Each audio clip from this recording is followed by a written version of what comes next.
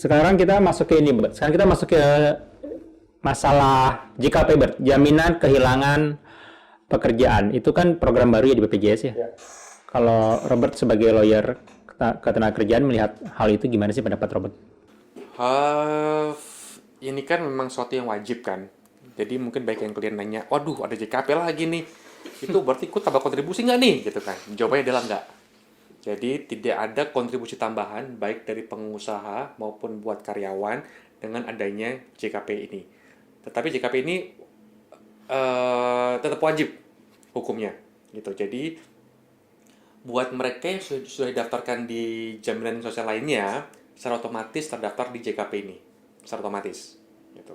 Nah, kok udah bilang kok kenapa gue nggak perlu kontribusi tambahan nih? Kenapa?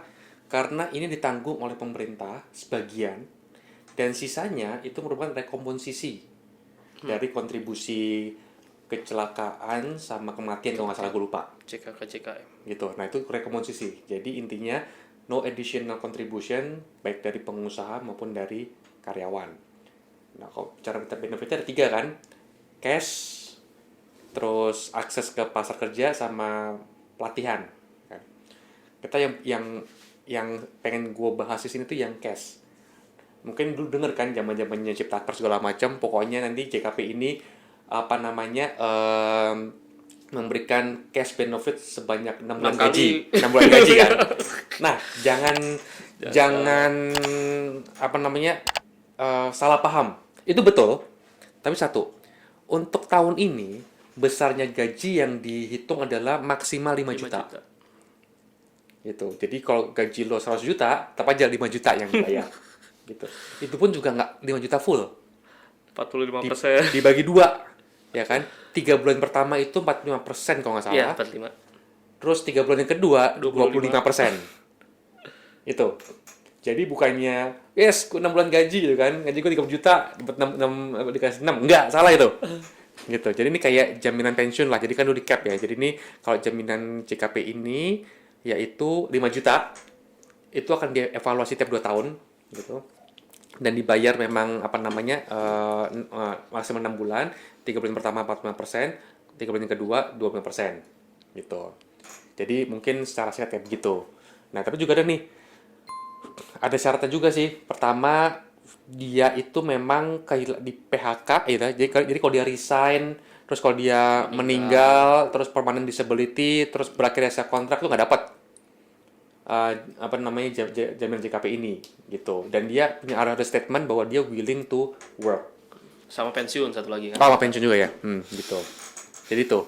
Jadi untuk klarifikasi purposes nih ya kan, bahwa pertama nggak ada tambahan kontribusi, tenang aja gitu.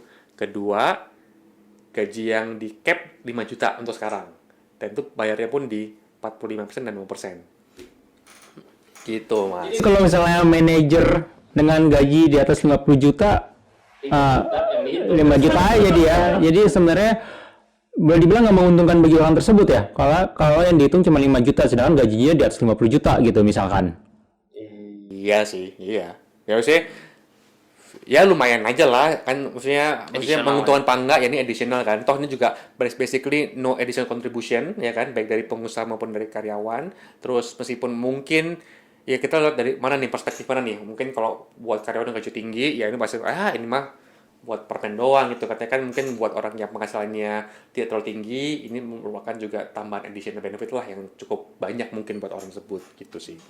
Oke, Kang Asep nih sekarang nih, kan tadi udah mendengar dari Robert bahwa nggak ada iuran tambahan gitu kan. Boleh dibilang semuanya dari pemerintah dan BPJS ya dananya.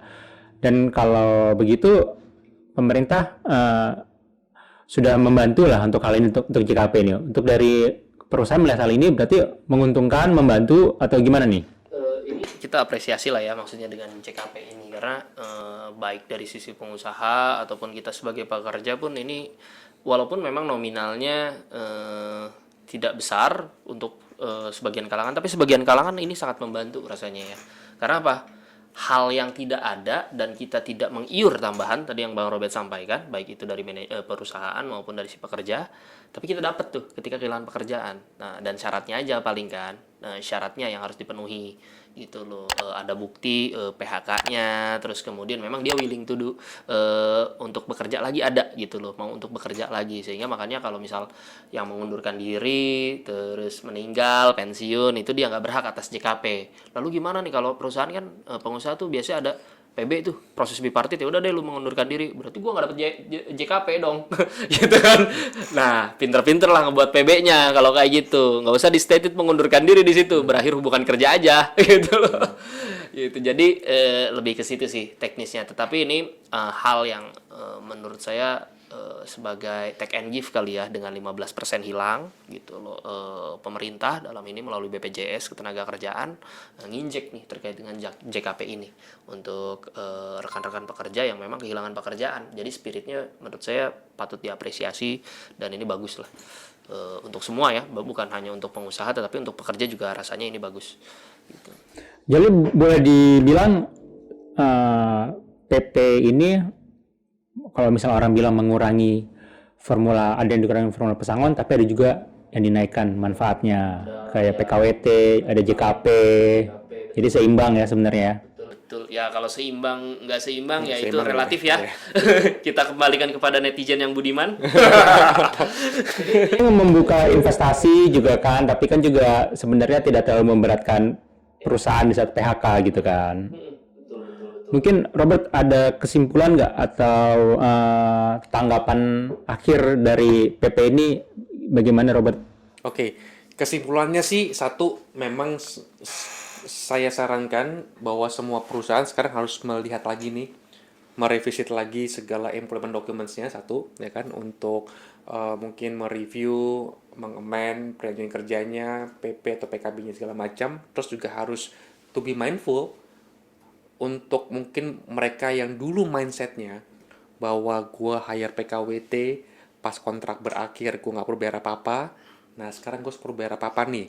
Jadi intinya mungkin, wah kalau gitu sekarang memang hire permanen lebih murah mungkin dibanding PKWT. Mungkin, gua nggak tahu. Tentunya juga ini jadi budgeting yang jadi isu utama nih. Wah, gue punya 200 karyawan PKWT, gue nggak ada budget sama sekali nih. Dulu kan nggak perlu ada bayar apa-apa nih. Sekarang kan perlu bayar nih. Jadi kan harus ada budgeting issue nih, ya kan? Nah, jadi memang kalau gue sarankan nih harus hati-hati nih, perusahaan pengusaha harus ngeliat kembali kebutuhannya bagaimana gitu kan. Dan apa namanya, kalau PKWT ini ada downside-nya segala macam. PKWTT besarnya pesangon secara general berkurang, dan kemudian juga ada alih daya. Nah, mungkin dari 3 faktor inilah, ini mungkin mereka harus bisa menekan kembali mana yang terbaik untuk demi kelangsungan bisnis usaha mereka. Itu sih. Kalau dari Kang Asep, bagaimana nih kesimpulannya tentang PP ini?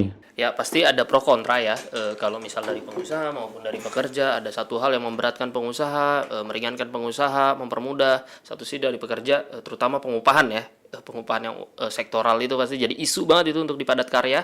Tentunya ya itu kita kembalikan lah dari masing-masing pekerjanya, karena mereka berhak untuk bersuara sebenarnya. Hanya yang penting adalah bersuara melalui jalur yang konstitusional gitu loh. Mereka bisa judicial review kan, ada jalannya seperti itu, dan ada wadah komunikasi sebenarnya.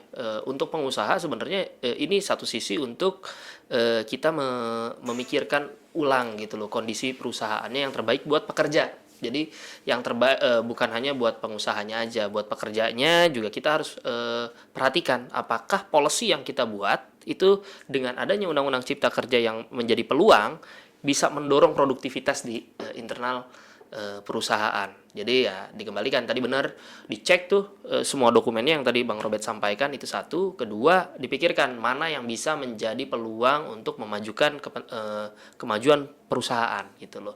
Jadi ketika perusahaannya maju, otomatis kan pekerjanya juga mestinya kan kedorong gitu loh. Jadi nggak hanya satu sisi pengusaha menang 2-0, ya itu bukan gaya. Saya nggak pakai gaya itulah. Jadi bagaimana kita bisa maju bersama, ini ada suatu perubahan yang memang secara spiritnya ini untuk kebaikan ke depannya gitu loh. Itu aja, Undang-Undang Cipta Kerja merupakan satu peluang dan tantangan juga buat kita gitu loh. Bagaimana kita mengimplementasikannya, tetap harus semangat. gitu. Optimis, yakin kita bisa. Oke, makasih Kang Asep. Jadi demikian Sobat Lex One Podcast, diskusi kita kali ini tentang peraturan pelaksanaan terkait klaster ketenagakerjaan di Omnibus Law. Tadi kita udah dengerin dari Robertus sebagai lawyer ketenagakerjaan, gitu juga sudah dengerin dari Kang Asep juga dari perusahaan transportasi logistik. Jadi semoga bermanfaat bagi kita semua. Robertus terima kasih, Kang Asep juga terima kasih atas waktunya. Semoga kita bisa bincang-bincang lagi. Terima kasih. Terima kasih.